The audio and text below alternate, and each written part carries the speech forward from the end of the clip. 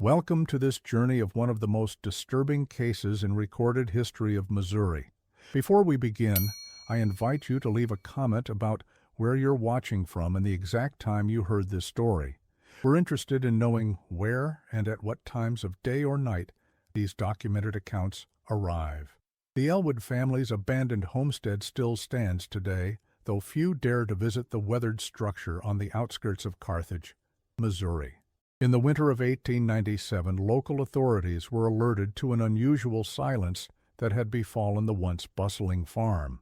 When Sheriff Thomas Miller arrived on February 18th, the front door stood ajar despite the bitter cold, swinging gently in the wind as if inviting him into its darkened interior. The dining table was set for dinner, 4 plates, 4 cups, food partially consumed, yet not a single member of the Elwood family was anywhere to be found. According to the Carthage Evening Press, dated February 20th, 1897, the disappearance was initially treated as a simple abandonment of property, perhaps due to financial hardship, as was common during those difficult economic times. The paper noted that the family's departure, while abrupt, seems to be of their own accord, but local postmaster Edmund Hayes would later tell investigators that something felt deeply wrong about the situation. Mrs. Elwood never failed to collect her correspondence, he stated in a sworn affidavit. She was expecting an important letter from her sister in St. Louis. It makes no sense that they would leave without word. The Elwood family consisted of Jonathan Elwood, 47, a respectable farmer known for his prize-winning corn. His wife Margaret, 43, described by neighbors as quiet but kind. Jonathan's brother Thomas, 41, who had moved in after losing his job at the Carthage Mining Company, and an elderly farmhand named William Deering, 68, who had worked for the family for over a decade and lived in the small attached annex. Their farm, approximately 4 miles northeast of Carthage proper, was neither the largest nor the most successful in the county, but was well maintained and provided the family with a decent living. The autumn of 1896 had been particularly profitable for the Elwoods. According to county records, their harvest that year exceeded previous yields by nearly 20%, allowing Jonathan to purchase a new plow and make repairs to the barn roof that had been damaged during summer storms. Neighbors reported that the family seemed content, if somewhat private. Margaret was known to share her preserves after Sunday services at the local Methodist church, while Jonathan would occasionally join other farmers at Holloway's General Store to discuss crop prices and weather conditions. The only notable change in the family's routine came in November 1896, when Thomas Elwood moved onto the property. According to a statement by Reginald Pierce, owner of Pierce's Hardware in Carthage, Thomas had been shaken by his dismissal from the mining company. He would come into town for supplies and stand at the counter longer than necessary, as if reluctant to return to the farm, Pierce told the Jasper County Sheriff's Department. Once mentioned something about strange sounds at night, thought maybe they had rats in the walls. The investigation might have ended there, another unsolved disappearance in rural America, had it not been for Dr. James Whitfield, the county coroner, who insisted on a more thorough examination of the property. In his medical log, dated March 3, 1897, he wrote, "Upon close inspection of the Elwood dining room floor, I observed several dark stains which, when tested with luminol solution, revealed characteristics consistent with human blood. The pattern suggests a forceful impact rather than accidental spillage." This discovery prompted Sheriff Miller to return to the property with 4 deputies and conduct a more comprehensive search. What they found in the root cellar beneath the kitchen would change the course of the investigation entirely. According to the official report filed on March 7, 1897, the earthen floor showed signs of recent disturbance, approximately 6 feet by 3 feet in dimension. Upon excavation to a depth of 4 feet, we discovered a burlap sack containing a man's work boot, identified by R. Pierce as belonging to Thomas Elwood, as well as a pocket watch bearing the initials W. believed to be the property of William Deering. No remains were located. The evening of November 12, 1896, according to meteorological records from the time, brought the first heavy snowfall of the season to Jasper County. The Carthage Evening Press reported that farmers welcomed the moisture after concerns of drought. It was on this night that Abigail Thornton, whose property bordered the Elwoods to the west, reported hearing a terrible commotion from the direction of the Elwood farm.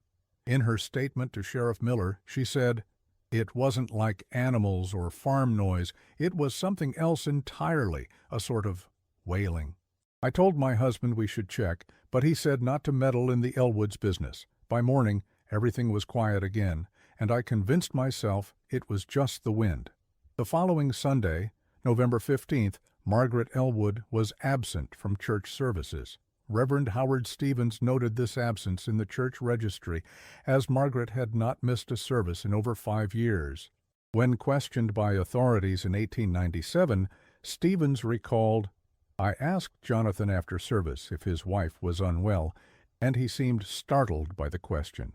He said she was indisposed, but would return the following week. His manner was distracted, and he left immediately after service, declining to stay for the usual social gathering." A review of business records from Holloway's General Store revealed unusual purchases by Jonathan Elwood in the weeks following this incident. On November 16th, he bought 20 pounds of lime, an excessive amount of lye soap, and new bed linens. On November 23rd, he purchased 3 padlocks and a substantial quantity of lumber. On December 7th, he traded a family heirloom, a silver serving set that had belonged to Margaret's mother, for a revolver and ammunition. The store proprietor, Charles Holloway, noted that Jonathan appeared haggard and unwashed during these visits, a marked change from his usually neat appearance. The Carthage post office recorded a curious pattern as well. According to Postmaster Hayes's logbook, Margaret Elwood received regular correspondence from her sister in St. Louis every 2 weeks. However, beginning in mid-November, these letters were collected by Jonathan instead.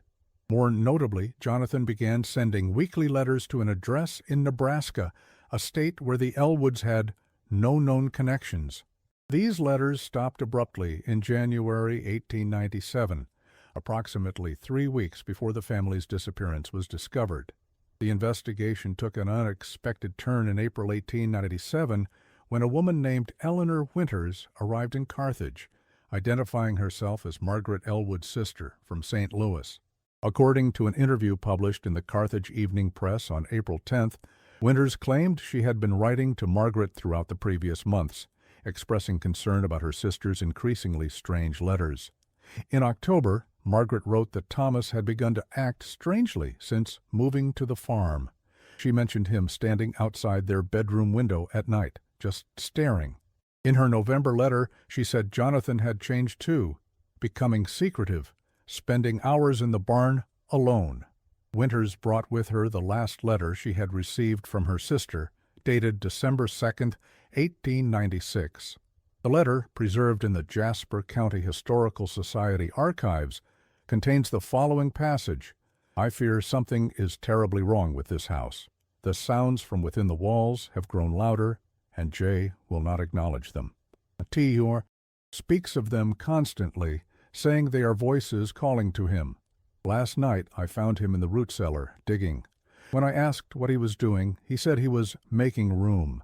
J. told me not to concern myself, but I've seen how he looks at T now, with something like fear. Even old William keeps to himself these days. I would leave this place if I could." This letter prompted a third and more thorough search of the property. Sheriff Miller, along with Dr. Whitfield and several deputies, spent 3 days examining every inch of the Elwood farm. Their findings, detailed in a report dated April 17, 1897, paint a disturbing picture. The east wall of the root cellar has been partially dismantled and rebuilt. Behind the newer bricks, we discovered a narrow space containing a journal believed to belong to Thomas Elwood. The journal's final entries are largely incoherent, with references to them coming through the walls and Voices from the Dark. Of particular concern is a crude map drawn on the final page, marking what appears to be buried locations on the property. Following these discoveries, the authorities began excavating the areas marked on Thomas's map. They found nothing at the first two locations, but at the third site, beneath the floorboards of the barn, they discovered a sealed metal box containing several personal effects: Margaret's wedding ring, Jonathan's pipe, Thomas's mining company identification badge, and William's straight razor. All items were clean and carefully arranged, as if placed in a memorial fashion. No note or explanation accompanied these items. The case took yet another turn when, in late April 1897, a cattle drover named Samuel Jenkins came forward with information. Jenkins claimed that on February 15th, 3 days before the disappearance was reported, he had encountered a man matching Jonathan Elwood's description at a train station in Springfield, Missouri, approximately 70 miles from Carthage. According to Jenkins's statement, preserved in the sheriff's records, the man was alone and carried only a small valise. What struck me as odd was his demeanor. He stood perfectly still on the platform for nearly an hour, staring at the tracks. When the westbound train arrived, he boarded without any hesitation, but just before entering the car, he turned and looked back with the strangest expression, not sad or afraid, but empty, like he'd left more than just his home behind. This sighting prompted Sheriff Miller to contact authorities in western states, but no further confirmed sightings of any Elwood family member were ever reported. The Nebraska address where Jonathan had been sending letters turned out to be a boarding house in Omaha, but the proprietor had no record of any guest connected to the Elwoods, and the letters themselves were never found. As spring turned to summer in 1897, the investigation gradually lost momentum. Public interest waned, and new cases demanded the sheriff's attention. The final official entry regarding the Elwood disappearance appears in Sheriff Miller's log dated June 28, 1897. Having exhausted all available leads and found no conclusive evidence of criminal activity, the case of the missing Elwood family is hereby classified as unresolved pending new information. But the story doesn't end with the official closure of the case. In the years that followed, the Elwood property remained abandoned, the county unable to sell it due to its growing reputation. Local farmers reported that crops planted near the property yielded poorly, and livestock became agitated when brought close to the boundaries. These could be dismissed as superstitious reactions to a tragedy, but for one final piece of evidence that emerged nearly 40 years later. In 1935, a survey team from the Missouri Department of Transportation was assessing land for a potential highway expansion when they discovered a metal container buried beneath an old oak tree approximately half a mile from the Elwood property.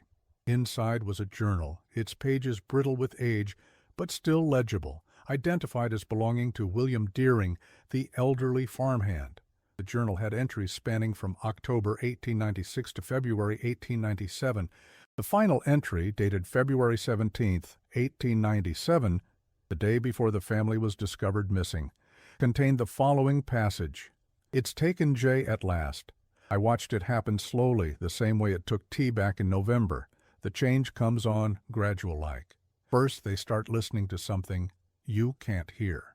Then they spend hours staring at the walls. Then the digging starts. Jay fought it longer than T did, even locked him in the root cellar for a while.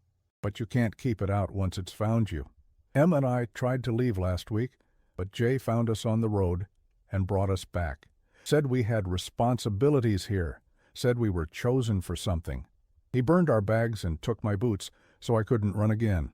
Last night I heard all three of them in the cellar, digging and talking in voices that didn't sound like their own. I've hidden this journal, though I don't expect anyone will find it. If someone does, don't come looking for us. By morning I expect we'll be gone. Not dead. Something worse will be part of whatever lives in the walls now." The journal was examined by several experts who confirmed its authenticity based on paper composition and ink analysis. However, no further investigation was pursued as most of the original witnesses and investigators had died or moved away, and the case was considered too cold to reopen based solely on this discovery. In 1951, the land was finally sold to the Cooper Agricultural Corporation, which demolished the original structures and converted the area to cropland. During the demolition, workers reported finding unusual modifications to the house's structure: false walls, hidden spaces between floors, and a complex series of narrow tunnels extending from the root cellar into the surrounding soil. These findings were documented in company records, but were attributed to eccentric renovations rather than anything sinister.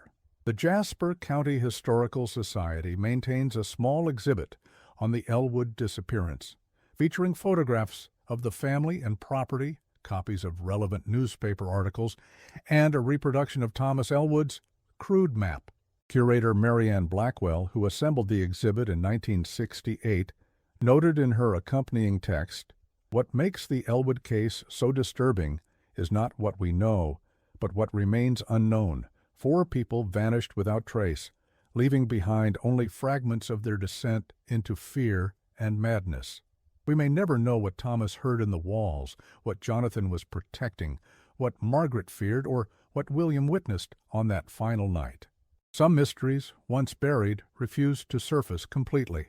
The land where the Elwood farm once stood remains under cultivation to this day, though local farmers still report unusual occurrences, equipment that fails without explanation, unexplained cold spots even in summer, and an unsettling silence that seems to absorb all natural sounds. In 1963, a tenant farmer named George Russell, who had been assigned a plot that included part of the original Elwood property, requested reassignment after just 1 season. When asked why, he reportedly said, "The ground there feels wrong underfoot, like it's hollow in places it shouldn't be.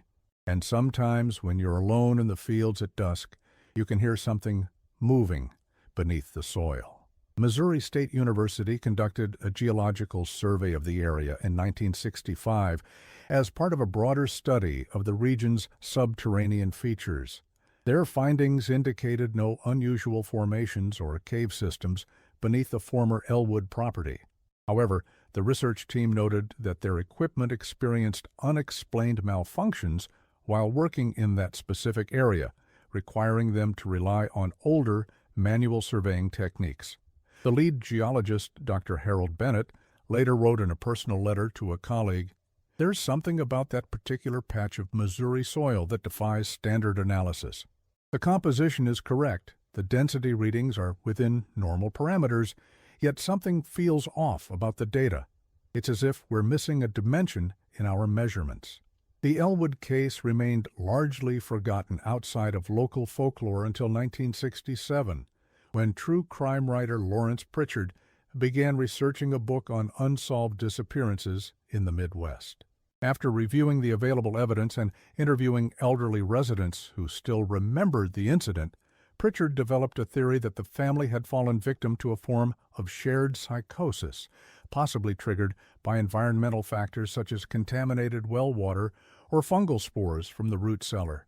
His manuscript, The Whispering Dark, The Elwood Family Tragedy, was never published, as Pritchard himself disappeared while conducting final research at the former Elwood property. His abandoned vehicle was discovered near the site, but no trace of Pritchard himself was ever found. The last official document relating to the Elwood case is a brief report filed by Deputy Sheriff James Hollister of the Jasper County Sheriff's Department, dated October 3, 1968. Responding to a trespassing complaint from Cooper Agricultural, Hollister investigated reports of unauthorized digging on the former Elwood property. His report states, "No perpetrators were apprehended at the scene. Evidence of recent excavation was observed in the northeastern section of the property, consisting of a hole approximately 4 feet deep and 3 feet in diameter. At the bottom of the excavation was what appeared to be the entrance to a narrow tunnel extending northward. Due to safety concerns and approaching darkness, I did not explore the tunnel, but filled in the hole as best as possible and marked the area for further investigation. No follow-up report was ever filed. What is less widely known is that Deputy Hollister kept a personal log separate from his official reports. This log, discovered among his effects after his death in 1972, contains additional details about his experience at the Elwood property. According to his private notes, official report incomplete by necessity. What I observed at the site cannot be included in county records without risk to my professional standing. The tunnel entrance was not merely an opening in the soil, but appeared to be lined with a substance resembling hardened clay, yet unlike any natural formation I've encountered. The interior emitted a faint phosphorescence, and an odor I can only describe as similar to copper and decay. Most disturbing was the sound, a rhythmic vibration or pulse that seemed to emanate from deep within. I experienced an overwhelming compulsion to enter the tunnel, so powerful that I found myself halfway inside before regaining my senses. Upon returning to my vehicle, I discovered my wristwatch had stopped, and approximately 2 hours had passed, though it felt like minutes. I will not be returning to that site, nor do I recommend further investigation. In the early 1950s, before the property was sold to Cooper Agricultural, several local teenagers reportedly broke into the abandoned Elwood house on a dare.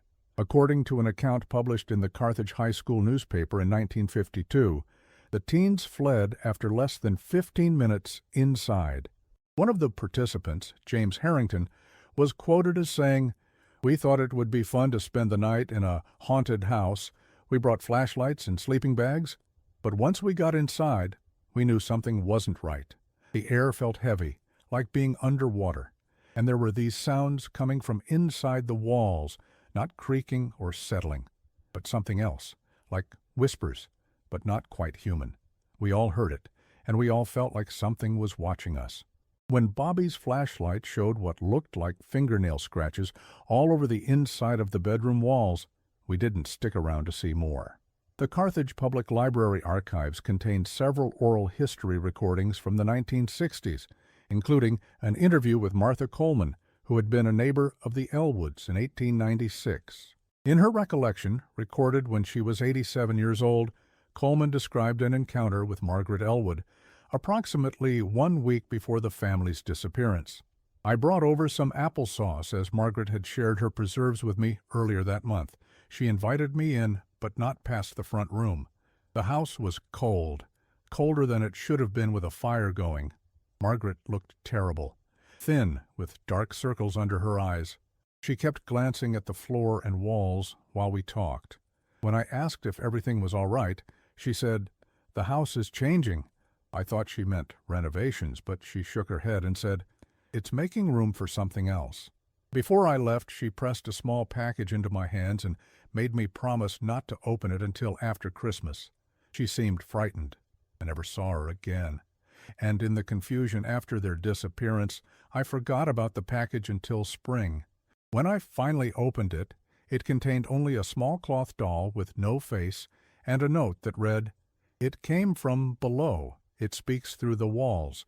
If we are gone, burn this house.'" The Coleman interview was largely dismissed at the time as the confused recollections of an elderly woman, but contemporary researchers have noted that her account aligns with other documented behaviors of the Elwood family in their final weeks at the farm. In 1958, a professor of psychology from Washington University in St. Louis, Dr. Richard Kaufman, became interested in the Elwood case as part of a broader study on mass hysteria and shared delusions in isolated rural communities. After reviewing the available documents, Kaufman proposed that the Elwood family had suffered from a phenomenon he termed environmental psychosis, a condition in which multiple individuals exposed to the same environmental factors develop similar psychological symptoms.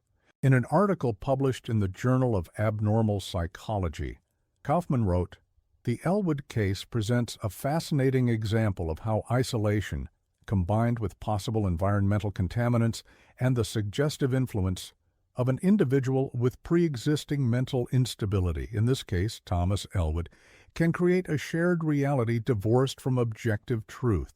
The voices in the walls reported by all family members likely originated from auditory hallucinations experienced by Thomas and subsequently adopted by the others through a process of psychological contagion.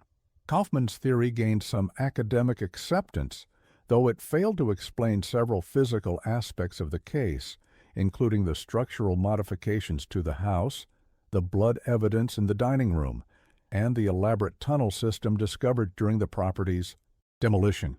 When questioned about these discrepancies at a conference in 1960, Kaufman reportedly responded, "Science must distinguish between what individuals believe they are experiencing and objective reality. The Elwoods may well have made physical alterations to their home in response to their delusions, but this does not validate the content of those delusions."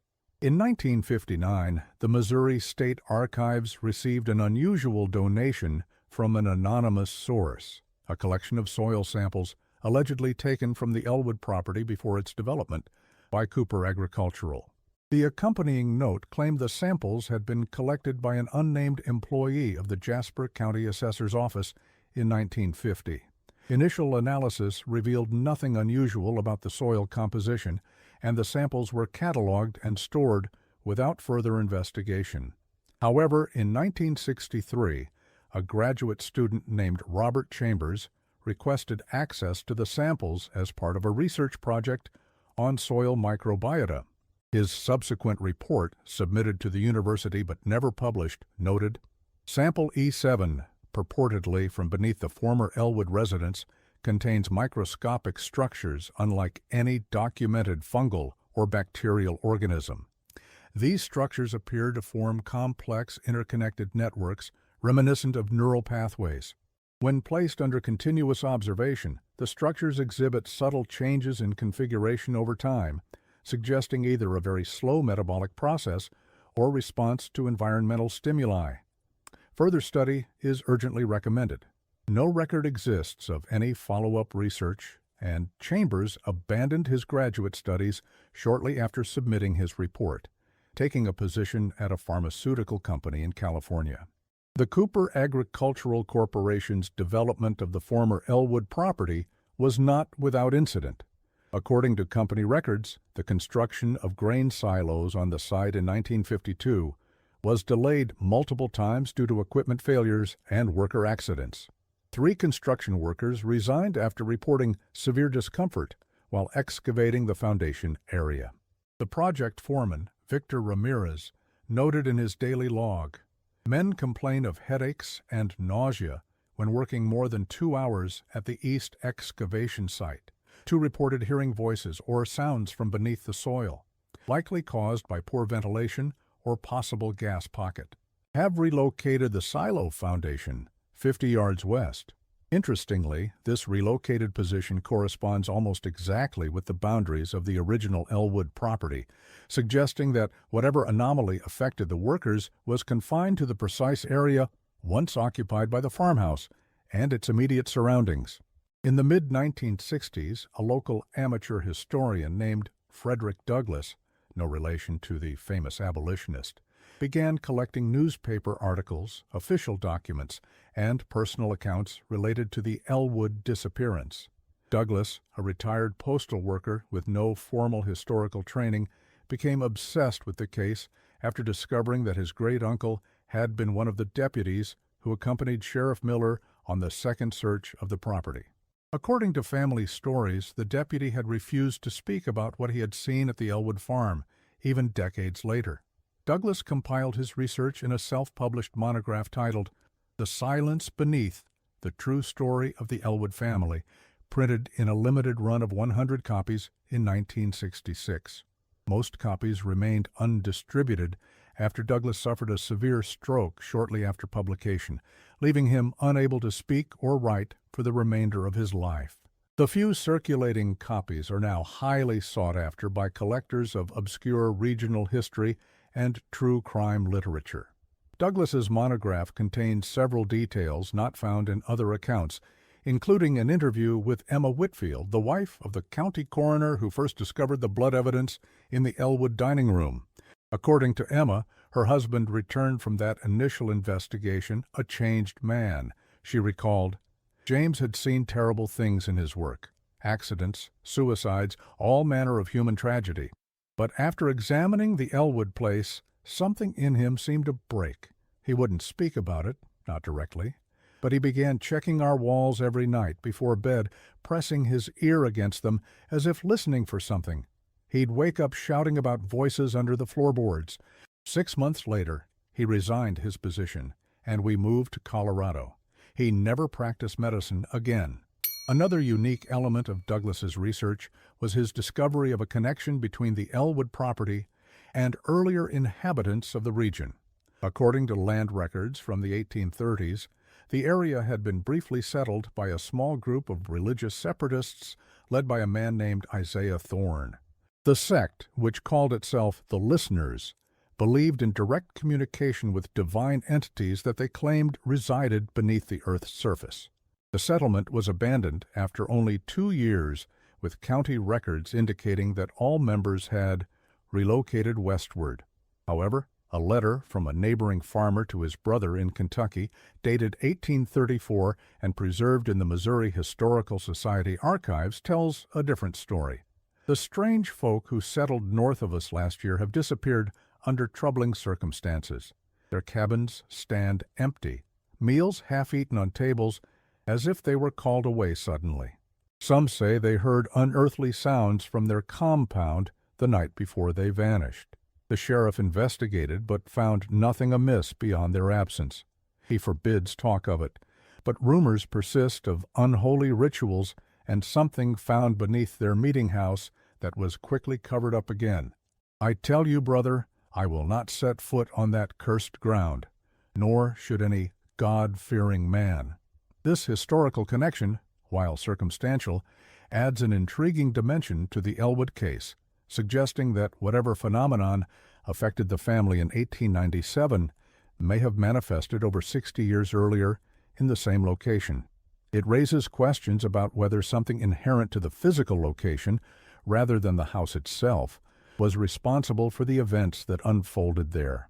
In 1964, during the height of Cold War tensions, the area surrounding the former Elwood property briefly came under scrutiny from the U.S. Department of Defense.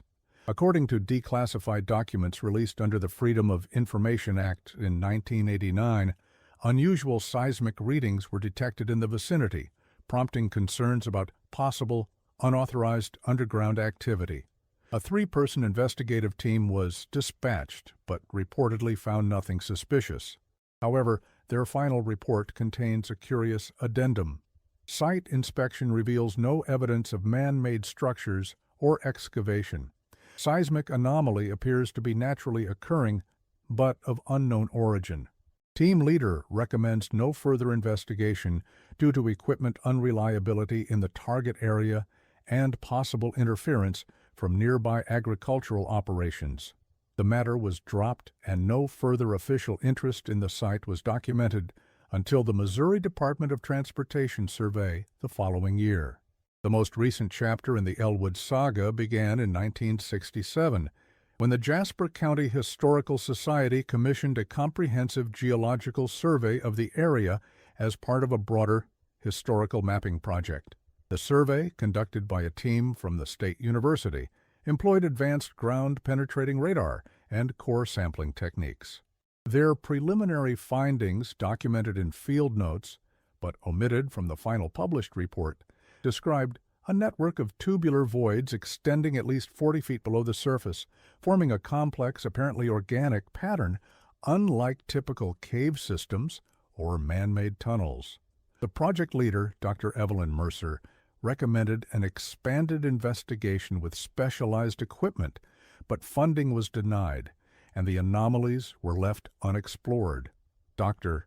Mercer, however, remained fascinated by what her team had discovered. In 1968, she returned to the site with a small group of graduate students and portable equipment for a weekend of unofficial research. According to an account later published in a 1978 scientific journal, their additional scans revealed that the subsurface network was not static, but appeared to be slowly expanding over time, with new branches extending outward from the central concentration beneath the original Elwood House site. More disturbing was their discovery that the network seemed to pulse with subtle vibrations at regular intervals, approximately every 67 minutes. Dr.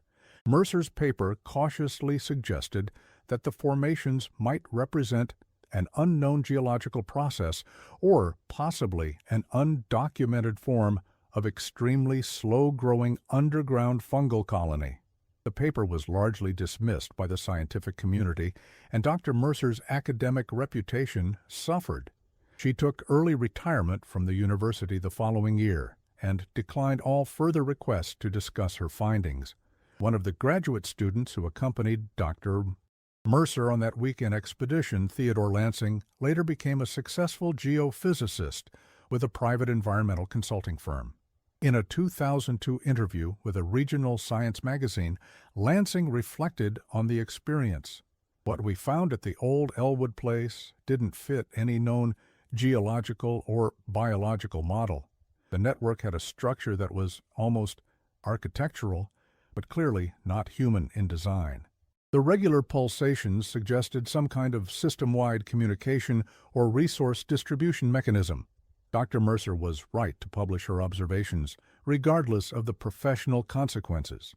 There's something under that Missouri soil that deserves serious scientific investigation, but no one wants to risk their reputation by pursuing it. In 1969, Cooper Agricultural sold the land to Midwest Farming Consortium, a larger corporation that continued to use the property for grain production.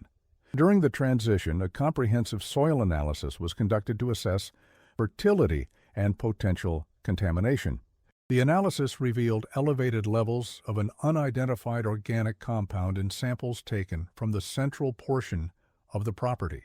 According to the laboratory report, compound X42, provisional designation, appears to be a complex protein structure with unusual stability and self-organizing properties. It is present throughout the sampled area, but concentrated most heavily in a roughly circular pattern approximately 200 feet in diameter, centered on the location of the original farmhouse foundation. The compound does not match any known agricultural chemical or natural soil constituent in our database. Its effects on crop yields and human health are unknown, but caution is advised. The report was filed away and apparently forgotten, with no follow-up testing ever commissioned. In 1973, journalist Patricia Holloway began researching a book on unsolved Midwestern mysteries, with the Elwood case intended as a centerpiece. Holloway spent several months in Carthage, interviewing elderly residents and reviewing archives. Her publisher received the first half of her manuscript, tentatively titled Vanished, America's Most Baffling Disappearances, but the Elwood chapter was never completed. According to her editor, Holloway called from Missouri one evening, sounding agitated, claiming she had discovered the truth about the Elwoods and needed a few more days to document her findings before sending the final chapters. That was the last communication anyone had with her. A missing persons report was filed 3 days later, but no trace of Holloway was ever found. Her rental car was discovered parked at a motel in Carthage, her room untouched, with research materials neatly arranged on the desk. The only unusual item was a soil sample in a glass jar, labeled Elwood Property Output, East Field, 3 FT depth. Laboratory analysis of the samples had revealed nothing unusual, and the case was eventually classified as an unexplained disappearance. Holloway's partial manuscript, published posthumously in 1975 as Vanished, The Unfinished Investigations of Patricia Holloway, contains a provocative theory about the Elwood case. Based on her research, Holloway suggested that the family had discovered something beneath their property, possibly a natural gas pocket, an undocumented cave system, or even an unmarked mass grave from the region's violent border war period. She noted the unusual purchases Jonathan Elwood made in the weeks before the disappearance, interpreting them as preparations for either exploration or concealment. The lime and lye for sanitation or preservation, the lumber and padlocks for securing an entrance, the revolver for protection against either human threats or possibly predatory wildlife if they had discovered a cave system. The most tantalizing section of Holloway's incomplete work is a paragraph at the very end of her draft, apparently written shortly before her disappearance. My interview tomorrow with Harold Fletcher, former groundskeeper at Cooper Agricultural, may provide the final piece of this puzzle. Whatever they found, Holloway theorized, had either driven them to flee or led to their deaths at the hands of someone who wanted the discovery to remain secret. Fletcher claims to have been present in 1951 when workers discovered something beneath the original Elwood cellar that was immediately reburied and never documented in official records. According to Fletcher, the discovery was not human, not animal, and not like anything that ought to exist on this earth. After the incident, Cooper executives allegedly ordered the immediate demolition of all remaining structures on the property and established a strict company policy forbidding any excavation deeper than 4 feet across the entire site. If Fletcher's account can be verified, it suggests that whatever the Elwoods encountered in 1896 remained beneath their property for over 50 years and may remain there still. No record exists of whether Holloway ever conducted this interview, and attempts by subsequent researchers to locate Harold Fletcher have proven unsuccessful. His employment at Cooper Agricultural is confirmed by company records, but he appears to have left the area in the mid-1970s with no forwarding address. A particularly intriguing piece of evidence came to light in 1982 when the Jasper County Historical Society acquired a collection of personal effects belonging to Thomas Elwood that had been preserved by a distant relative. Among these items was a small leather-bound notebook containing sketches and notations from his time at the Carthage Mining Company. Most entries concerned mundane aspects of mining operations, but several pages near the end of the notebook contained detailed drawings of what appeared to be unusual geological formations encountered during excavations. The drawings depict tubular structures with organic-looking branching patterns, labeled with notations such as found at 320 EFT, level north shaft, and moves when not observed directly. One sketch shows what Thomas described as growth patterns over a 3-day period, suggesting that whatever he was documenting exhibited changes over time. The final page contains only a single sentence. They are in the walls at home now, too. Experts who examined the notebook confirmed its authenticity based on paper composition and ink analysis consistent with the late 19th century. This discovery raises the possibility that Thomas Elwood's strange behavior after losing his mining job was not the result of psychological distress, as previously assumed, but rather a reaction to something he had encountered in the mines and subsequently recognized at the family farm. It suggests that whatever phenomenon affected the Elwood property may have been more widespread in the region's subsurface geography than previously suspected. In 1985, a doctoral student in anthropology from the University of Kansas, Diane Mitchell, became interested in the cultural aspects of the Elwood case, particularly the community's response to the disappearance and the evolution of local folklore surrounding the event. During her research in Carthage, Mitchell discovered that several families living near the original Elwood property had maintained private rituals or practices related to the site well into the 20th century. Mitchell's dissertation, Whispers in the Soil, Cultural Memory and Environmental Anxiety in Rural Missouri, argued that these practices represented a community-level adaptive response to an environmental threat that lacks official recognition or explanation. Mitchell's research also uncovered an oral tradition among older farming families in the region describing a phenomenon they called the listening soil, ground that seemed to absorb sound and, according to some accounts, respond to human voices or movements. These included avoiding planting crops that required deep root systems in fields adjacent to the property, placing small offerings of food or trinkets at property boundaries, and teaching children to avoid the area after dark. Several elderly informants recalled their parents or grandparents warning them about certain patches of land where the earth has ears, and cautioning against speaking openly about personal matters or future plans while standing on such ground. While these beliefs might be dismissed as rural superstition, Mitchell noted their specific geographic concentration around the former Elwood property and similar areas of Jasper County, suggesting a localized response to observable, if unexplainable, phenomena.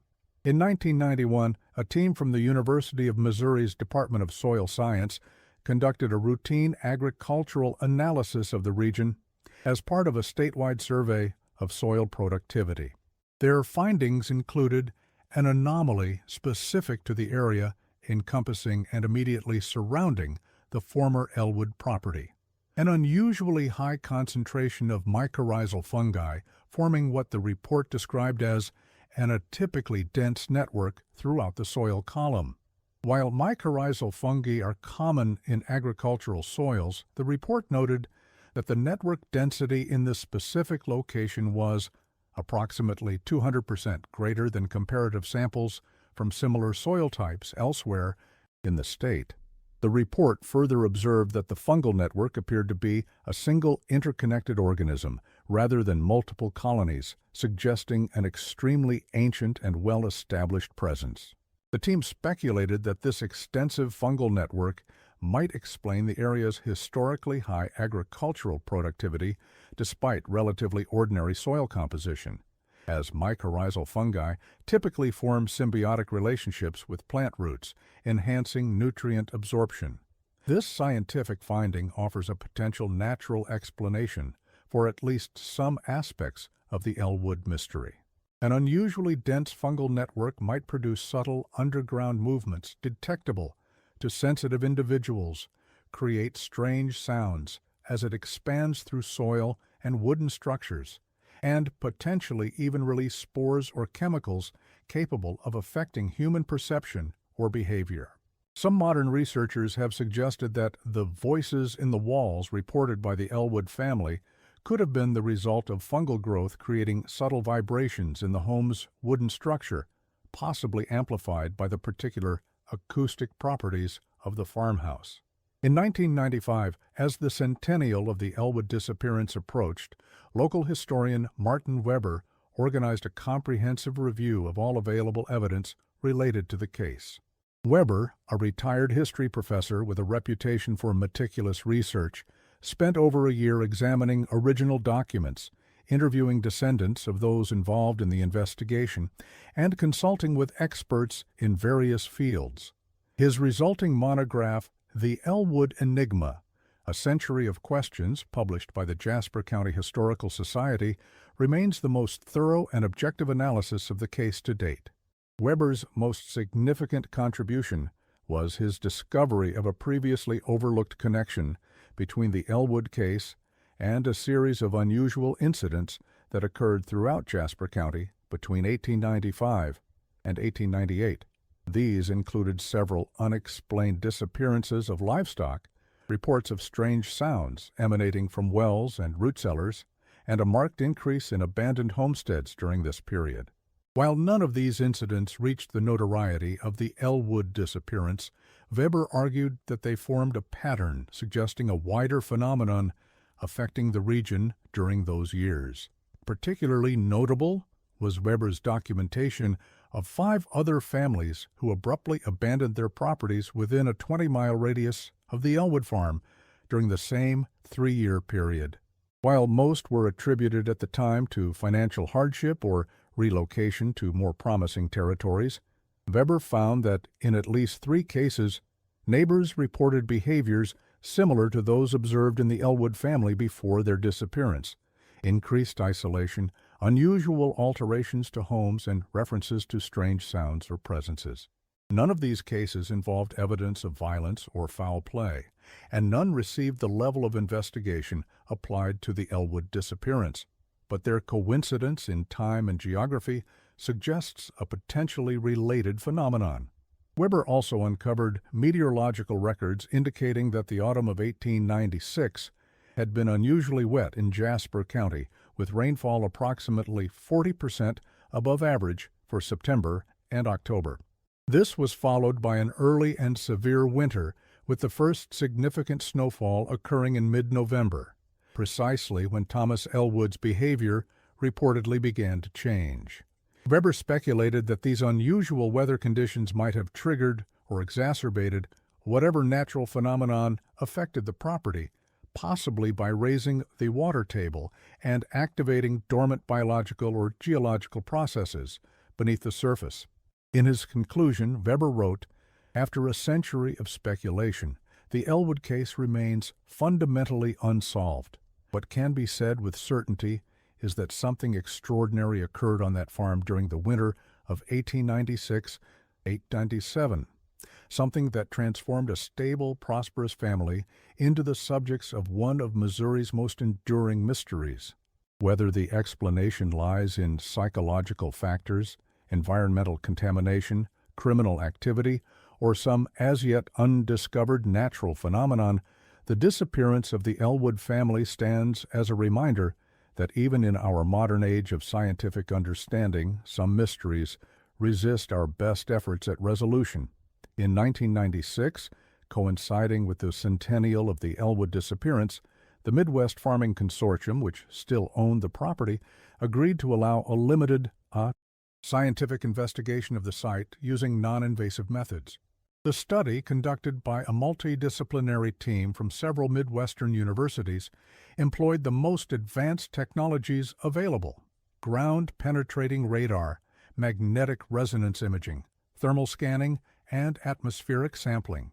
Their findings, published in a special issue of the Journal of Anomalous Phenomena in 1997, confirmed many of the observations made by previous researchers while adding new dimensions to the mystery.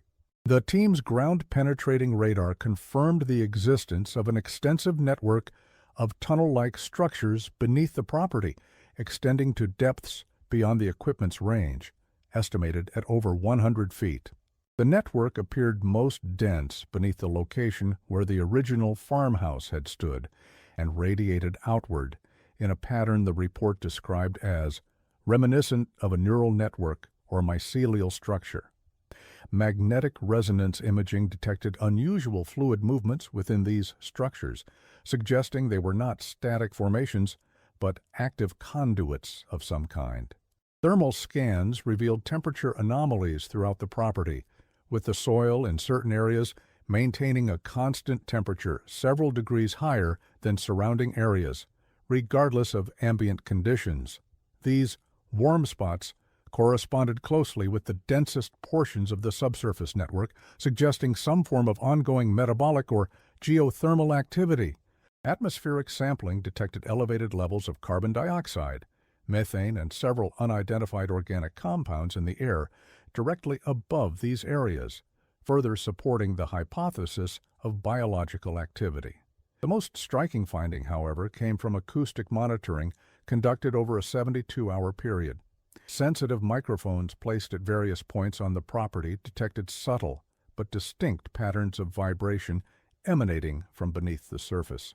When these recordings were analyzed using spectral analysis software, the patterns revealed qualities that the team's report carefully described as potentially non-random and exhibiting characteristics consistent with communication signals rather than natural geological processes.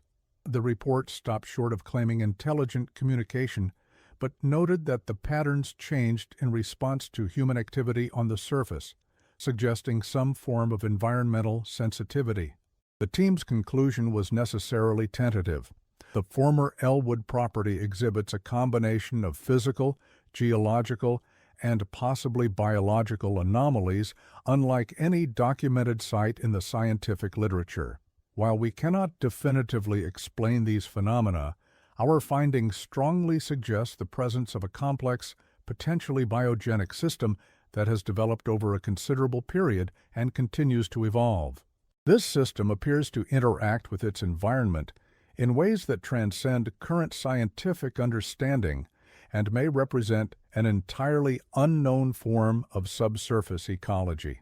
The study recommended further investigation using more specialized equipment and methodologies, but the Midwest Farming Consortium, concerned about potential impacts on their agricultural operations, declined to grant further access to the property. The study's lead researchers submitted a proposal for a more comprehensive investigation to the National Science Foundation, but funding was denied due to what the review committee called methodological concerns and speculative conclusions. Since the 1997 study, the Elwood property has remained under active cultivation, its dark history known primarily to locals and specialized researchers. Occasional reports of unusual phenomena continue: equipment malfunctions, unexplained sounds, livestock behaving strangely near the property boundaries, but no formal investigations have been conducted in recent years. The Cooper Agricultural Corporation, which reacquired the land in 2015, has denied all requests for research access, citing concerns about crop disruption and liability issues. In 2017, a documentary filmmaker attempted to gain permission to conduct non-invasive research on the property for a project about historical Midwest mysteries. According to local sources, company representatives initially expressed interest, but abruptly terminated discussions after consulting with their legal department.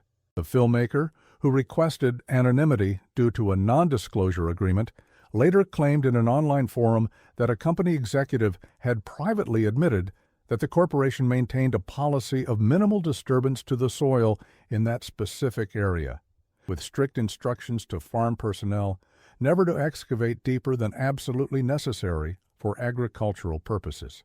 Local residents continue to share stories about the Elwood property, though many are likely embellished or entirely fabricated for entertainment. Farm workers report equipment failures when working that section of land. Hunters speak of game animals avoiding the area. Passing motorists claim their vehicle electronics sometimes malfunction when driving along the county road that borders the former Elwood property. These anecdotes, while impossible to verify, contribute to the property's enduring reputation as a place where something remains fundamentally wrong. The fate of the Elwood family remains officially unsolved. No bodies were ever found. No conclusive evidence of foul play was established, and no confirmed sightings of any family member were reported after February 1897. What happened on that isolated Missouri farm during the winter of 1896-1897 continues to resist explanation, existing in that unsettling territory between documented fact and unverifiable speculation. As Eleanor Winters, Margaret Elwood's sister, wrote in her final letter to Sheriff Miller before returning to St. Louis in May 1897, "I do not believe we will ever know what truly happened to my sister and her family. Some mysteries resist illumination, not because the truth is hidden, but because we lack the capacity to comprehend it. Whatever consumed the Elwoods, whether madness, malice, or something beyond our understanding, it remains there still, patient and waiting. I feel it even now as I write these words, like an emptiness with awareness, watching from just beyond the veil of what we know to be real." Perhaps this is why the Elwood case continues to fascinate and disturb us more than a century later. It suggests that even in our modern world of scientific explanation and technological illumination, there remain dark corners where rationality falters and the unknown still dwells. The Missouri soil keeps its secrets, and beneath the fertile fields where the Elwood farm once stood, something may still be listening, waiting for someone else to hear the voices in the walls, and for those who might be tempted to seek first-hand experience of the Elwood mystery. A final word of caution from William Deering's recovered journal seems appropriate. If someone does find this, don't come looking for us. By morning, I expect we'll be gone, not dead, something worse. We'll be part of whatever lives in the walls now.